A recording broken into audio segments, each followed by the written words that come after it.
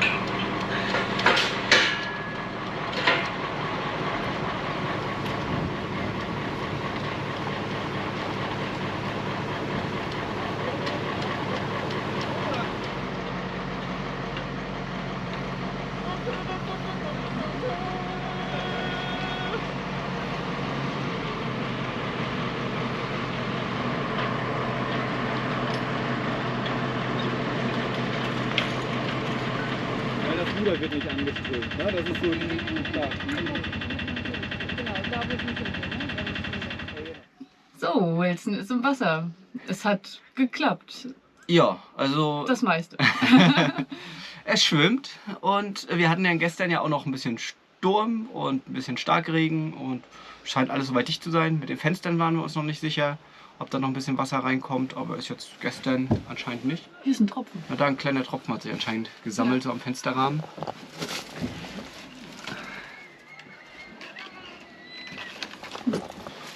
Aber das werden wir jetzt halt nochmal schauen, sonst muss man da einmal nochmal die Dichtung nochmal nachziehen, das ist an sich nicht so schlimm. Viel schlimmer war dann gestern nach der Wasserung, als wir es ins Wasser gesetzt haben. Also es war noch an den, also Wilson, sie war noch an den Gurten und wurde reingesetzt und dann wird erst nochmal geguckt, die ganzen Seewasserventile und alle Öffnungen und ob wirklich alles dicht ist oder ob irgendwo Wassereintritt ist. Und dann sind wir halt rein ins Boot und haben halt geguckt und vorne an der Logge, also die Logge ist halt das Teil, das die Geschwindigkeit ermittelt, wie man übers Wasser halt fährt. Also so ein kleines Schaufelrad, das dreht sich und das sagt dann, wie schnell man halt im Verhältnis zum Wasser ist. Ist bei Flüssen zum Beispiel auch ganz wichtig oder wenn Tiden sind, dass man weiß, wie schnell man ist. Und ja, an der Stelle sammeln sich immer Wassertropfen und es war so Tropf, Tropf, Tropf. ja, also, So in dem Tempo ungefähr. Ja, genau. Und naja, wir dachten, na, jetzt muss Wilson gleich wieder raus und wieder auf den Bock und ja, jetzt haben wir ein Leck. Ja, dann haben wir den Hafenmeister oder den Kranmeister dann nochmal rangeholt, dass er sich das mal anguckt, weil er doch ein bisschen mehr Erfahrung hat. Und er guckt rein. Ach, ganz spannend. Ach, nix Wildes. Da schmiert ihr ein bisschen Klebstoff auf Polymerbasis rum und dann ist das alles wieder in Ordnung. Ja gut, haben wir dann gedacht, wenn der das sagt, dann wird das so sein. Genau, dann haben wir Wilson befreit von den Gurten und sind dann zu unserem Platz gefahren. Also ich durfte fahren. Sind wir einmal rumgefahren. Also ich glaube, da haben wir auch ein bisschen gefilmt. Ich glaube, die Kamera ist irgendwann ausgefallen. Weiß ich nicht. Können wir ja mal kurz zeigen. So, und ja, mehr gibt es eigentlich dazu nicht zu sagen. Also wenn wir nicht gefilmt haben, dann war jetzt nichts zu sehen. Nee, dann, ich weiß nicht. Ich bin gefahren. Ja. Ja gut, aber das hat ja dann ganz gut geklappt. Der Motor, also wir waren richtig schnell. Es war, Ja, wir waren erstaunt. So ein Einzylinder, was der Tempo macht. Also wir sind jetzt nicht in Gleitfahrt gekommen. Ja, wir haben auch nicht richtig Vollgas gegeben. Also einmal kurz. Also ja. Ich war schon erstaunt dafür, dass das Teil nur, ich glaube, 8 PS hat. 8 PS, ja. Genau, dafür waren wir recht fix unterwegs mit dem kleinen Wilson. Und sind dann in die Box gefahren. Ja, und dann haben wir uns halt das Leck halt mal vorgenommen. Also es tröpfelte dann halt so immer weiter. Ich denke mal so, ich habe mal so gemessen, in 2 Stunden kam knapp 1 Liter zusammen, würde ich sagen. Das ist schon beachtlich, wenn man dann, dass man sich durchrechnet, wie lange das dann voll Ja. ist, bis das Boot Ja, vollgelaufen ist. wenn man mal ein paar Tage dann nicht am Boot wäre, wäre schon irgendwie doof.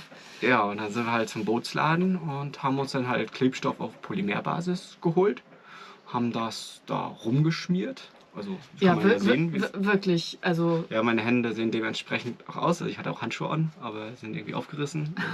Und irgendwie habe ich auch ein bisschen die Geduld dann verloren, weil sich das Wasser immer wieder den Weg gesucht hat durch diesen Klebstoff. Und da haben wir dann bestimmt 3 Stunden rumgewerkelt und irgendwie wurde das nicht dicht. Und dann haben wir gedacht, muss da bestimmt wieder raus. Und sind wir halt nochmal zum Hafen hin, haben mit dem Kranmeister gesprochen.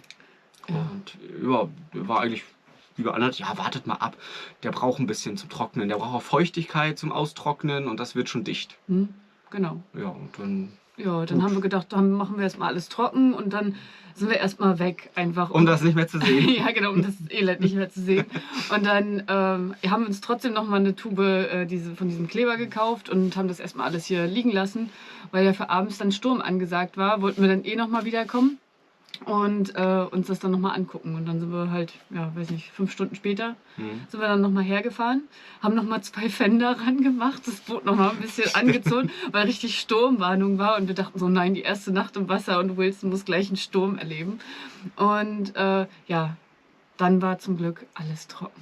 Ja, ist gar nichts mehr reingekommen. Und ja, sicherheitshalber werden wir jetzt nochmal eine Runde Klebstoff rumschmieren und dann ist das erstmal alles dicht. Also für diese Saison sollte das gehen, aber nächste Saison definitiv die Logge einmal austauschen Genau. und neu abdichten. Das wird An das sich nichts Beste. Schlimmes. Hätte man das vorher gewusst, das wäre 3-4 Stunden Arbeit gewesen. So war jetzt der Schreck groß, aber Ja. alles im grünen Bereich. Zum Glück. Ja, Dann kannst du jetzt losgehen mit den anderen Arbeiten.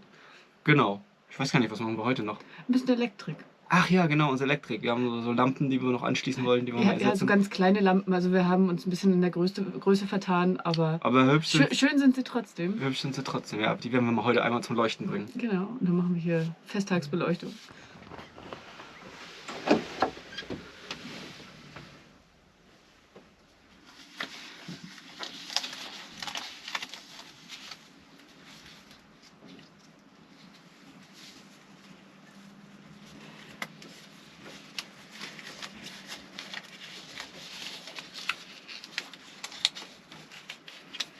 Die Operation kann beginnen. Ist nur Nachsorge. Also die Hauptoperation ist ja schon durch.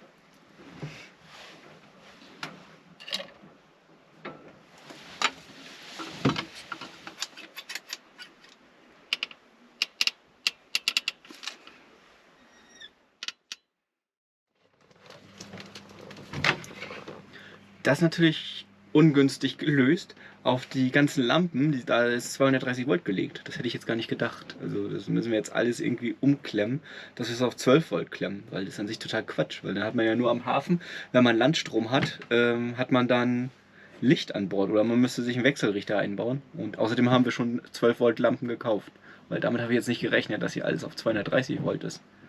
So, müssen wir alles einmal umklemmen hier. Also die Elektrik ist wirklich ein schönes Chaos, aber gut, dass wir uns damit auskennen. Jetzt müssen wir erstmal gucken, ob die Positionslichter und sowas alles funktionieren, Ja. bevor wir hier alles auseinanderbauen, dass wir wenigstens das Licht am Laufen lassen, bevor wir hier eine ganz neue 12 Volt Verkabelung, glaube ich, machen müssen. Ich glaube, wir müssen uns doch erstmal Kabel besorgen. Ja, ich denke auch. Ja. Ja, aber schauen wir schon. Ich gehe mal gucken. Ja, geh mal gucken, ob das Positionslicht funktioniert.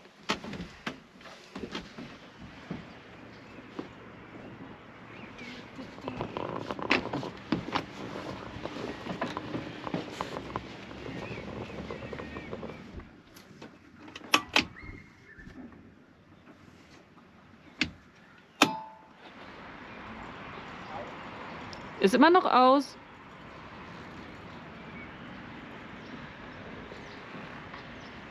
Und wenn oben das Positionslicht ist das aus? Ja. Jetzt müssen wir gucken, welcher Schalter das ist, ob es wieder angeht. Ja, ist an.